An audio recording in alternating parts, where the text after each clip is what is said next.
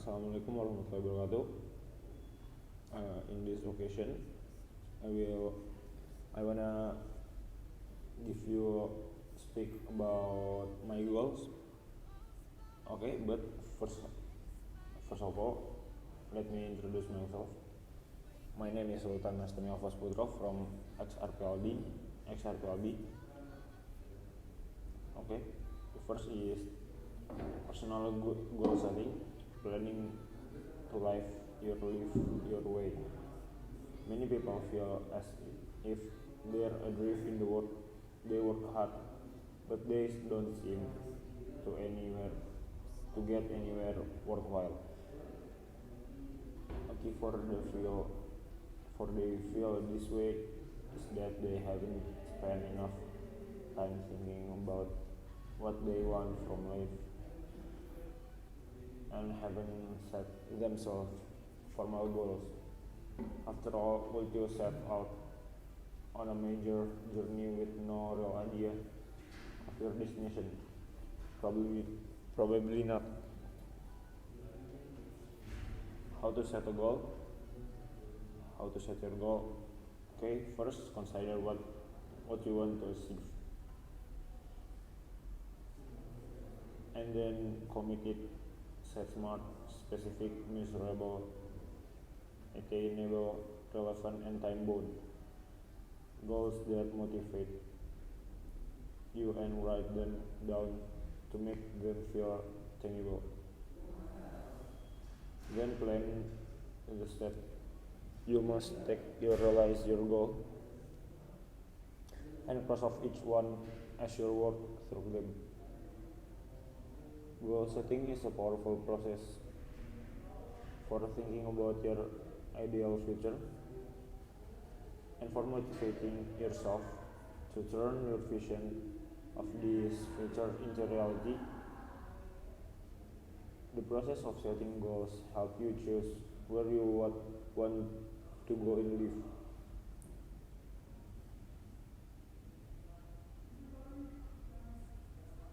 By knowing precisely what you want to achieve, you know where you have to concentrate your efforts. You also quickly spot the distraction that can so easily lead you astray. Why set goals? Top level athletes, successful business people, and achievers in a field all set goals. Setting goals give you long-term vision and short-term motivation. It focuses your acquisition of knowledge and helps you to organize your time and your resources so that you can make the most of your life. By getting sharp, clearly definite goals, you can measure and take pride in the achievement of those goals, and you'll see forward progress in what might previously have seemed a long pointless grind. You will also raise your self-confidence as you recognize your own ability and competence in achieving the goals that you set. Starting to set personal goals. Step 1, setting lifetime goals. The first step in setting personal goals is to consider what you want to achieve in your life, or at least by a significant and distant age in the future.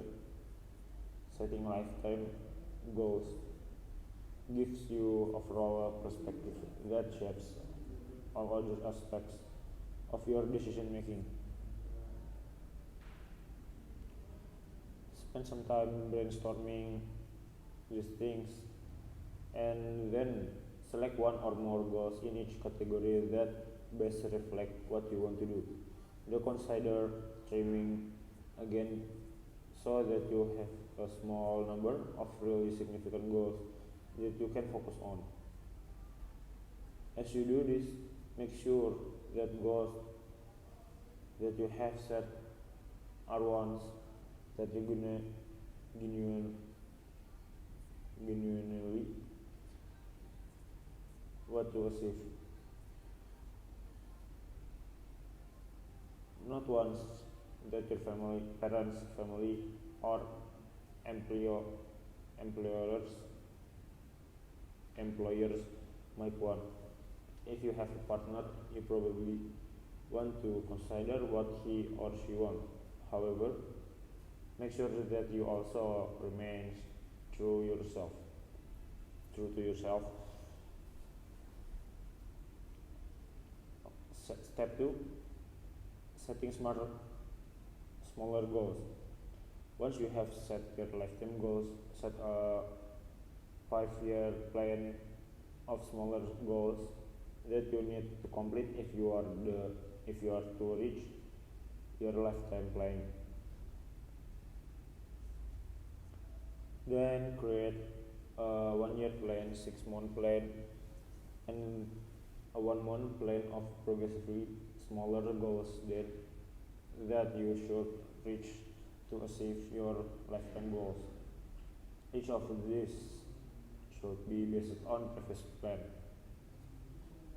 Then create a daily to-do list of things that you should do today to work toward your lifetime goals.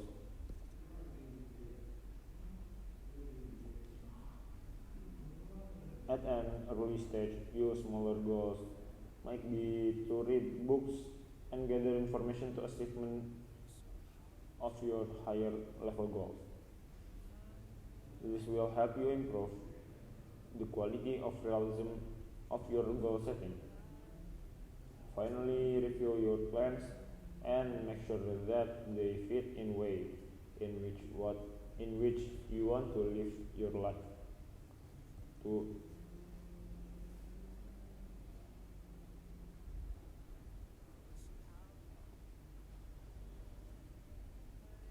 further further tips further tips to setting your goals. Further tips for setting your goals. The forward good light will help you to set effective, achievable goals. State each goal as positive statement. Express your goals positively. Execute this technique well. It's a much better goal than don't make this stupid mistake. Be precise, set precise goals.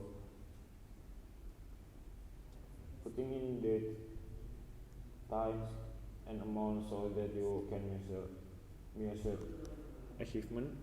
If you do this, you'll know exactly when you have achieved the goal and can take complete satisfaction from having achieved it.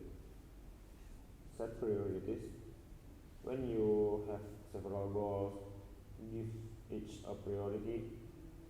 This helps you avoid feeling overwhelmed by having too many goals and help to direct your attention to the most important ones. Write goals down. This crystallizes them and gives them more force. Keep operational goals small. Keep the low level goals that you are working towards small and achievable. If a goal is too large, then it can seem that you are not making progress toward it. Keeping goals small and incremental gives you opportunities for reward. Set a performance goals, not outcome goals. You should take care to set goals over which you have as much control as possible.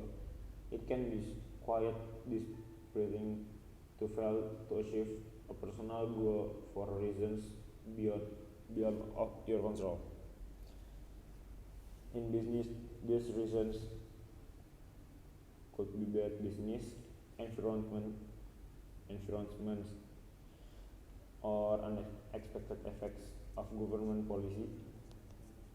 In sport, they could include poor judging, bad weather, injury, or just plain bad luck. If you base your goals on personal performance, then you can keep control of over the achievement of your goals and draw satisfaction of them from them. Set realistic goals. It's important to set goals that you can achieve. All sorts of people, for example, and viewers, parents, media, or society, can set unrealistic goals for you. They will often do this in ignorance of your own desires and ambitions. It's also possible to set goals that are too difficult because you might not appreciate either the obstacles in in the way or understand quite how much skill you need to develop to achieve a particular level of performance. Like me, after I graduate from this high school, I want to internship in middle level company, and then I want to go to college like Universitas Indonesia or Universitas Brawijaya.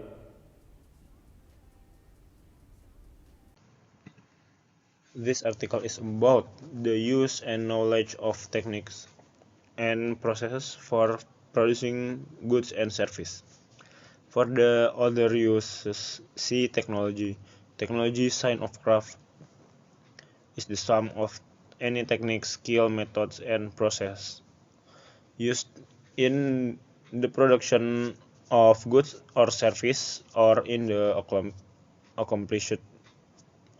accomplishment of objectives such as scientific investigation. Technology can be the knowledge of techniques, processes, and the like, or it can be embedded in machine to allow for operation without detailed knowledge of their working systems.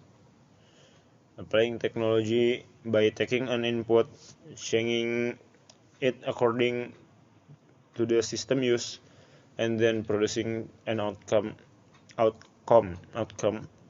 are referred to as technology system or technological systems. The simplest form of technology is the development and use basic tools. The invention of shape stone tools followed by the discovery of how to control fire, increased source of food. The latter extended this and quadrupled the sustenance available from territory. The invention of the wheel helped humans to travel and control their environment. Development in historic times, including the printing press, the telephone, and the internet, have lessened physical barriers to communication and allowed humans to interact freely on global scale.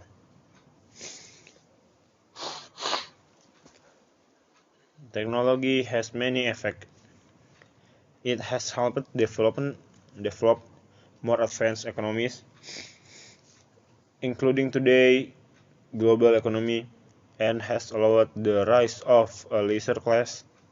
Many technological processes produce unwanted byproduct known as pollution, as deplete natural resources of the determinant of Earth environment.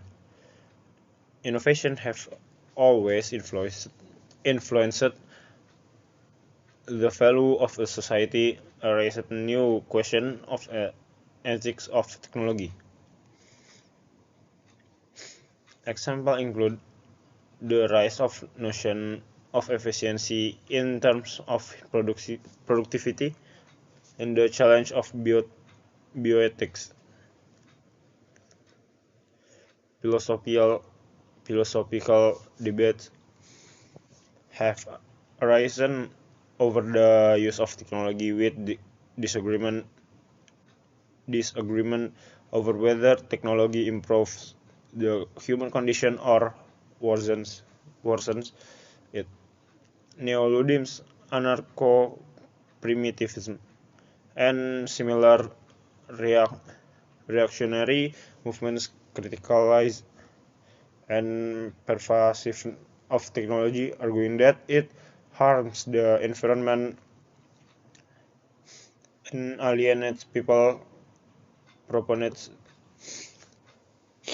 proponents of ideological such as transhumanism and techno-progressivism to view continued technological progress as beneficial to society and human condition.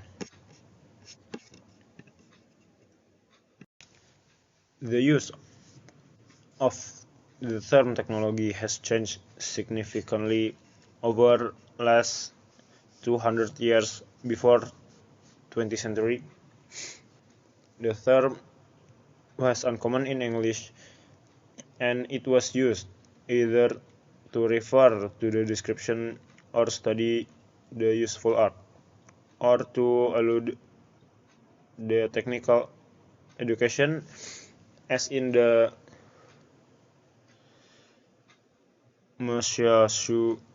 Massachusetts Institute of Technology.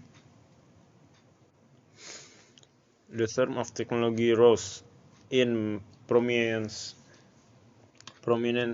in 20th century in connection with the second industrial revolution. The term means changed in early 20th century when American social science, beginning with Thorstein Veblen, translate ideas from the German concept of technique into technology in German and other European languages. A distinction exists between technique and technology that is absent in English, which usually translate both them as technology. By technology referred not only to the study of the industrial art, but to the industrial art themselves. The American sociologist Reed Bain wrote that technology includes all tools, machines, utensils, weapons, instruments, housing, clothing, communicating, and transporting devices, and the skills by which we produce and use them. Bain's definition remains common among scholars today, especially social scientists and engineers usually prefer to define technology as applied science, rather than the thing that people make and use. More recently, scholars have borrowed from European philosophers of technique to extend the meaning of technology to various forms of instrumental reason, as in Foucault work on technologies of the self.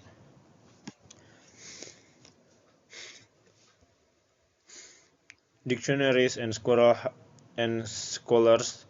have offered the variety of definition the Merriam-Webster Learner Dictionary over a definition of term.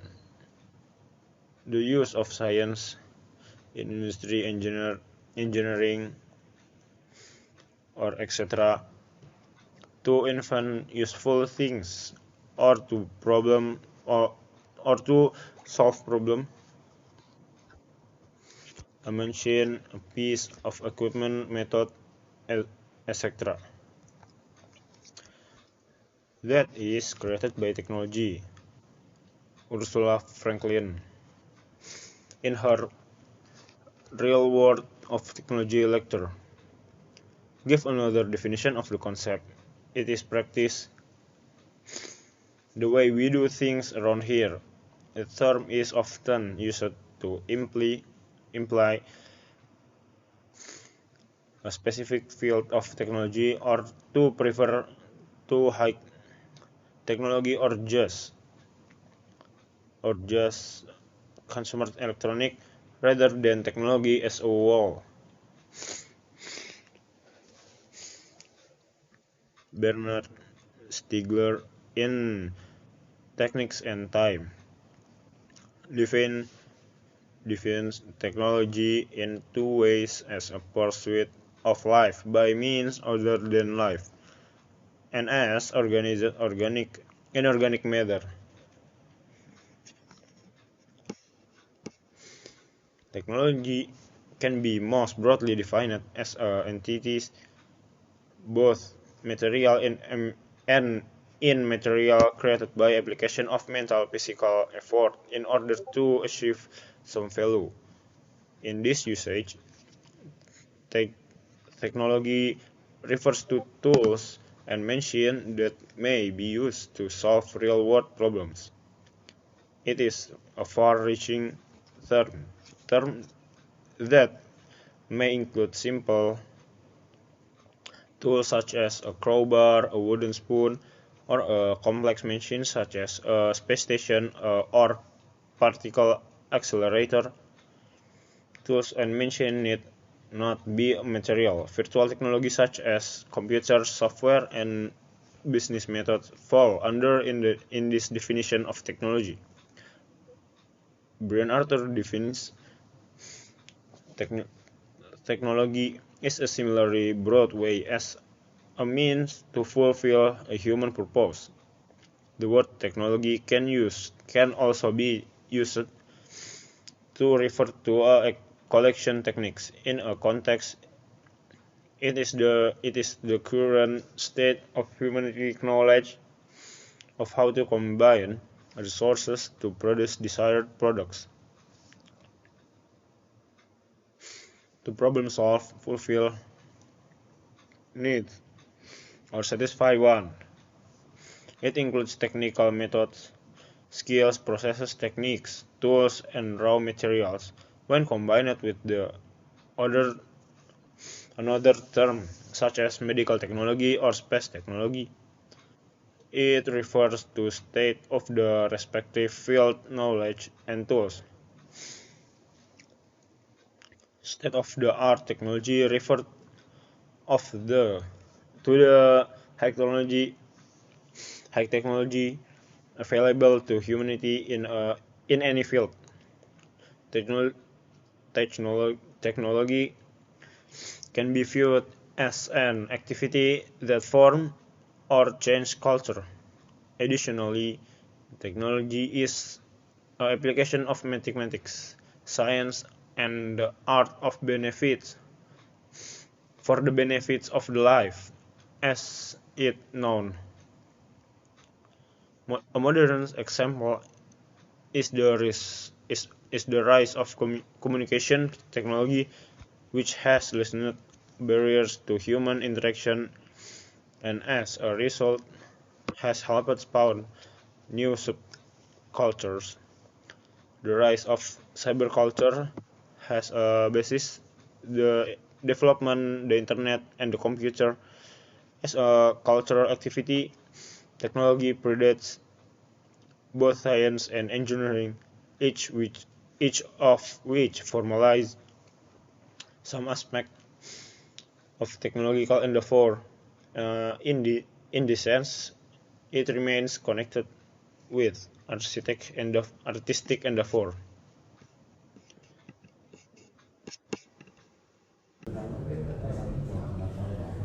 The distinction between science, engineering, and technology is not always clear. Science is systematic knowledge of the physical or material world gained through observation and experimentation. Technologies are not usually exclusively product or of scientists because they have to satisfy requirements such as utility, usability, and safety. Engineering is a goal-oriented process of designing and making tools and systems to exploit natural phenomena for, for practical human means, often but not always. Using results and techniques from science, the development of technologies may draw upon many fields of knowledge, including scientific, engineering, mathematical, linguistic, and historical knowledge. To achieve some practical result, technology is often a consequence of science and engineering, although technology as a human activity versus two fields. For example, science might study the flow of electrons in electrical conductor by using already existing tools and knowledge. This newfound knowledge may then be used by engineers to create new tools and machines such as semiconductor and computer and the other forms of advanced technology. In this sense, scientists and engineers may both the considered technologies. The three fields are often considered as one for the purpose of research and research reference.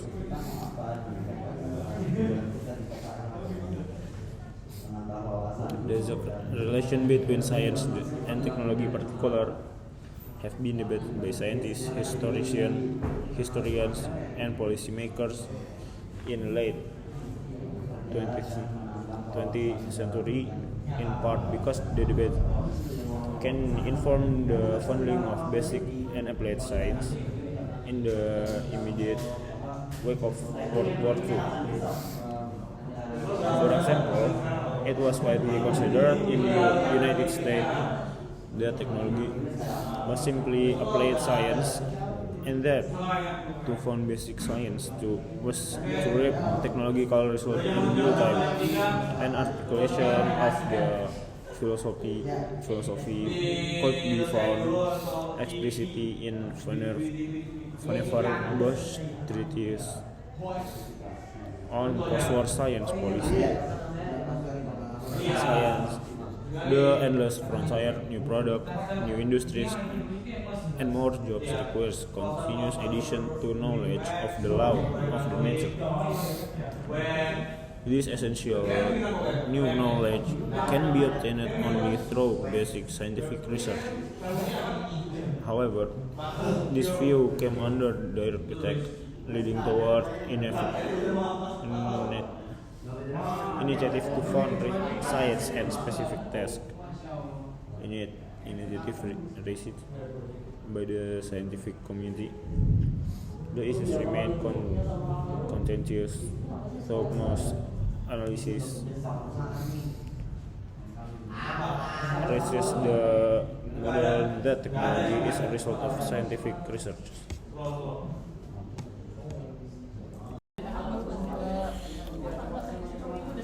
The use of tools by early humans was partly a process of discovery and of evolution.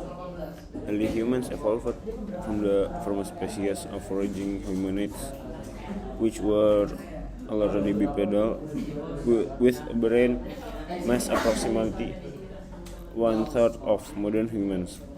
Tools used remained relatively unchanged for most of early human history.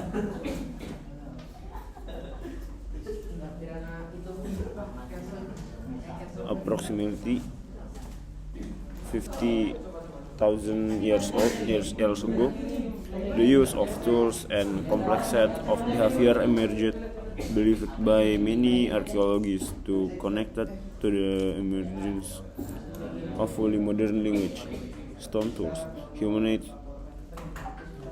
Hominids started using primitive stone tools millions of years ago.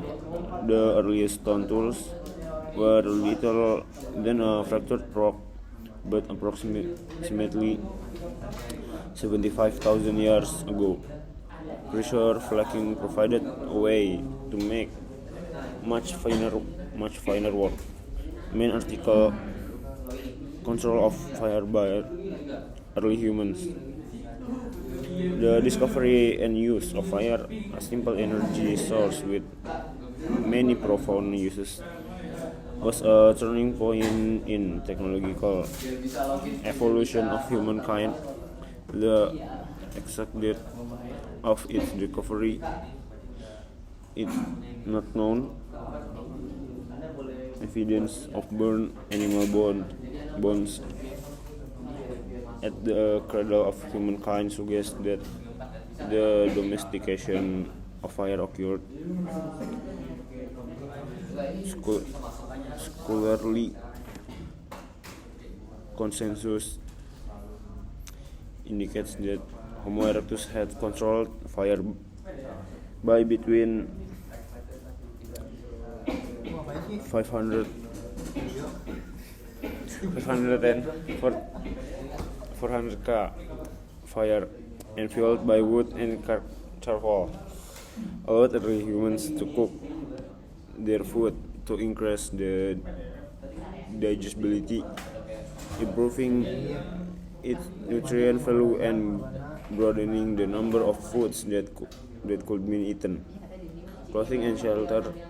Other technological advance made during Paleolithic era with clothing and shelter was adoption of both technology cannot be dated exactly, but they were key to humanity progress. As a Paleolithic era progressed, dwellings become more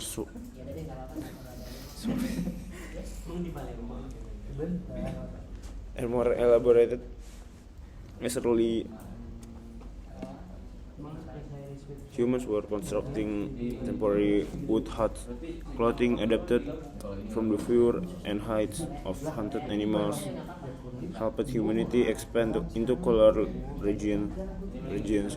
Humans began to migrate out of Africa by 200 into other continents such as Eurasia.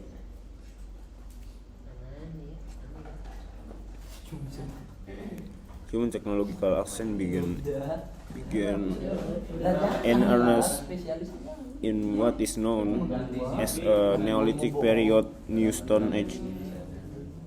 The invention of polished stone axes was a major advance that followed forest clearance on a large scale to create farms. This used polished stone axes increased greatly in Neolithic, but were originally used preceding Mesolithic. In some areas such as Ireland, agriculture fed larger population, and the transition to sedentism followed, simultaneously raising more children as infants no longer needed to be carried as nomadic once mass. Additionally, children could contribute labor the raising of crops more readily than they could the hunter-gatherer economy. With this increase in population and availability of labor came an increase in labor specialization. What triggered the progression from early Neolithic village to the first cities such as Uruk and the first civilizations such as Sumer is not specifically known. However, the emergence of increasingly hierarchical social structures and specialized labor of trade and war amongst adjacent culture and the need for collective action to overcome environment challenges such as irrigation are also to have played a role.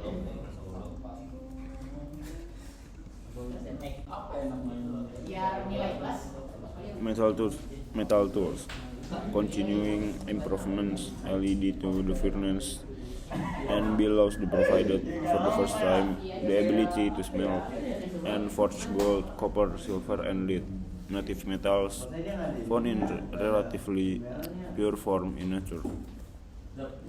The advantage of copper tools over stone, bone, and wooden tools were quickly apparent to early humans, and native copper was probably used to near the beginning of Neolithic times.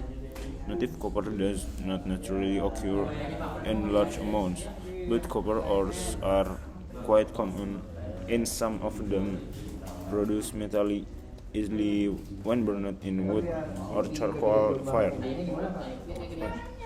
Eventually, the working of metals led to the discovery of alloys such as bronze and brass. The first uses of iron alloys, such as steel, dates to around energy and transport. Meanwhile, humans were learning to harness other forms of energy. The earliest known use of wind power is sailing ship. The earliest record of ship under sail is that a Nile boat dating to 8 millennium BC.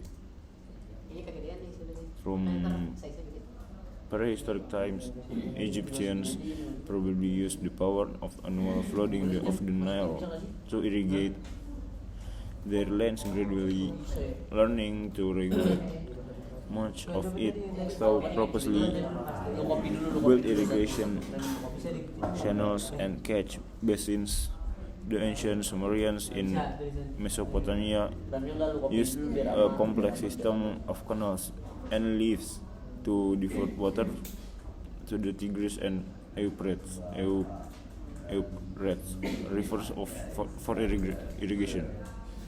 According to archaeologists, the wheel around inflated around probably independently and released simultaneously in Mesopotamia, in present-day Iraq and northern Caucasus, Makeup culture, and Central Europe. Estimate on when this may have occurred range from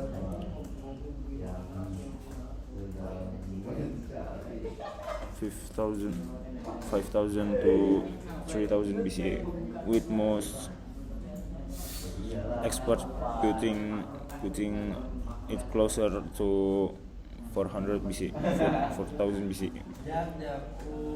The oldest artifact with drawing depicting wheeled carts date from about 2000 BC. However, the wheel may have been used for millennia before these drawings were made. More recently, the oldest known wooden wheel in the wood was found in Ljubljana Marseille of Slovenia. The invention of the wheel, revolution, trade and war. It did not take long to discover that wheel wagons could be used to carry heavy loads. The ancient Sumerians used the potter wheel and may have invented it. A stone pottery wheel found in the city-state of Ur dates to around, and even older fragments of wheel-thrown pottery have been found in the same area. Faster potter wheels enabled early mass production of pottery, but it was the use of the wheel as a transformer of energy through water wheel, windmill, and even treadmills. The revolution, the application of non-human power resources.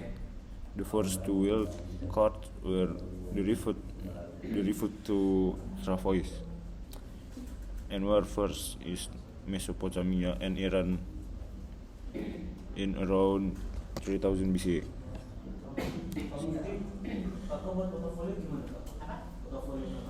The oldest known constructed roadways are stone-paved streets of the city-state of Ur, dating to circa 4000 BCE, and timber roads leading through the swamp of Glastonbury, England, dating to around the same time period. The first long-distance road, which came into around 3000 BCE, spanned 1000 miles from the Persian Gulf to the Mediterranean Sea, but was not perfect and was only partially maintained in around 2000 BCE. The Minoans of Greek Iceland of Crete built 50 km 30-mile road leading from the place of Gortyn on the south side of the island through the mountains to the palace of Knossos on the north side of the island. Unlike the earlier route, the Minoan route was completely paved. Bismillah, Assalamualaikum warahmatullahi wabarakatuh. Tonight I will give you information about business digital. Digital business use technology to create new value in business model, customer experience, and the internal capabilities that support its core operation. The term includes both digital-only brands and traditional players that are transforming their businesses with digital technologies. Growth of digital economy. Today, people are spending more money online, which has shifted business emphasis to digital source of revenue and digital channels. The growth of digital economy has made people more familiar with digital products and services, which has driven companies to seek new competitive advantage in digital space. But digital business has evolved into more than selling online, according to Accenture. Digital businesses create competitive edge based on unique combination of digital and physical resources. They do things that others cannot in ways that build comparative advantage. Common elements of digital business. There are several views on exact definition of digital business from industry expert. Gartner says that digital business is the creation of new value chains and business opportunities that traditional business can't offer, making emphasis that digital should be seen less as a thing and more a way of doing things. Most digital businesses fit one or both of this point, they focus on creating value at new frontiers for their core business, or they use digital technology to drive growth, revenue, and performance in ways that were impossible with traditional models. It will helpful companies to review common elements of digital business and compare them against their own business models. There are some of the trends that different different digital from traditional processes. Use exciting existing technologies to cut costs, gather data, and provide a better customer experience. Digital businesses focus on competitive advantage that technologies gain them, whether that reducing overhead and or providing new value to their customers. The two is embraces the concept of digital transformation and their cultural shift that requires the implementation and management of digital services can necessitate organizational restructuring, especially as new roles are created and IT is given greater input to strategic decision. The, three, the, third, the third is explore new business model that put customer experience at the center of digital strategy. People are often willing to spend more exceptional customer experience, making it key differentiator in the digital economy. Business model that align with this hyper focus on customer satisfaction will eventually center on the business service. Since digital is increasingly the experience that people prefer. Okay, that's all from me, and Assalamualaikum warahmatullahi wabarakatuh. Assalamualaikum warahmatullahi wabarakatuh.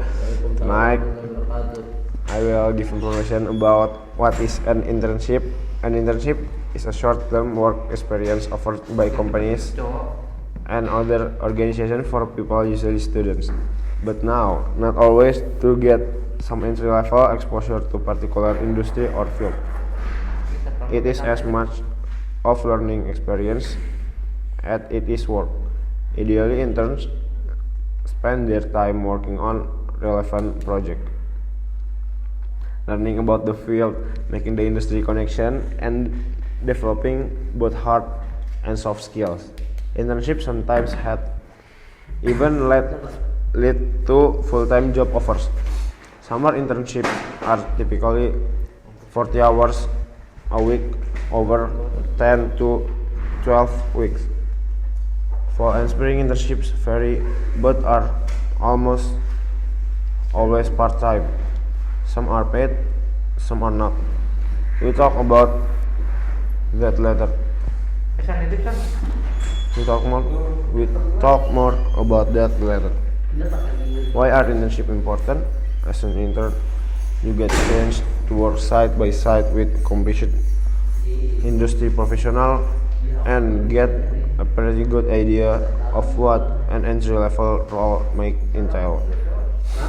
You not only gain real work experience but also meet and learn from the pros. And you'll start to build your own network from your fellow interns to seasoned leaders.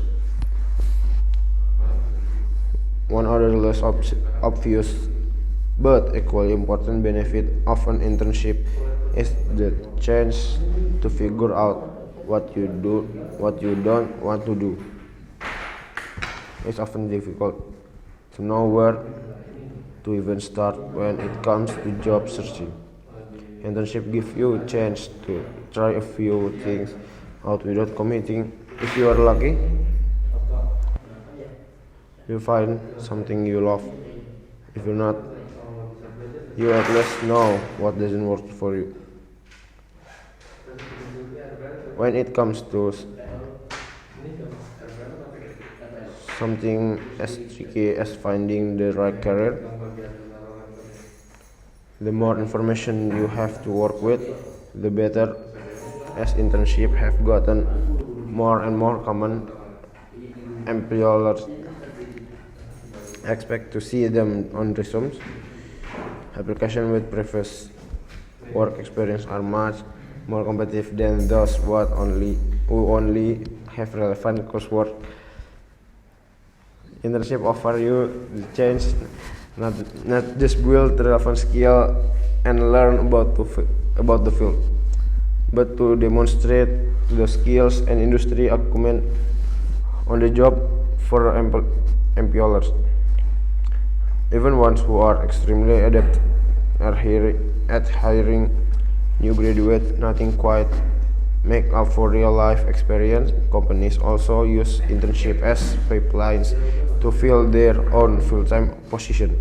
For employers, internship are a lot of things: a super extended interview, a training program, a frequently smart way hire for open role. This means some college students can walk into their senior years with job offer in hand,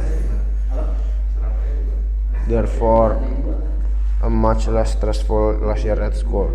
In short, internship can help you figure out what you want to do with your career and then make it easier to land your first full-time job in that industry. Do interns get paid? How much intern get paid varies widely by industry stage, and the finance tend to pay the higher end, while journalism, fashion, and non-profit in any field often pay on the lower end. According National Association of College Employers,